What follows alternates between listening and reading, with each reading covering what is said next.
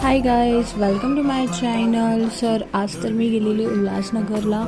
मेकअपची order होते आणि plus मग गणपती दर्शन, गणपती पूजा ह्या सगळ्या गोष्टी होत्या. मस्तपैकी एन्जॉय केला. मी मेकअप केले, 2 मेकअप केले आणि नंतर मस्त सत्यनारायणची पूजा होती तर तिकडे मस्त असं पूजेचा एन्जॉय केला. आरतीसाठी आरती पेंडिंग होती तर आम्ही सगळ्यांनी आरती केली. पण जेव्हा गणपती घरात असतो ना तेव्हा एक वातावरणच वेगळं असतं. 1.5 दिवसाचा गणपती होता तर त्यासाठी सत्यनारायणाची पूजा मस्त असं फ्रेश वातावरण वाटत होतं. पण नेमकं काय करणार, त्याच दिवशी 1.5 दिवसाच्या विसर्जनाच्या दिवशी एवढा पाऊस पडत होता तर त्यामुळे मला जरा लवकर निघावं लागले. बट देवदर्शनाच्या जी इच्छा असते ना ती जो दर्शन घेतो त्यालाच कळतं.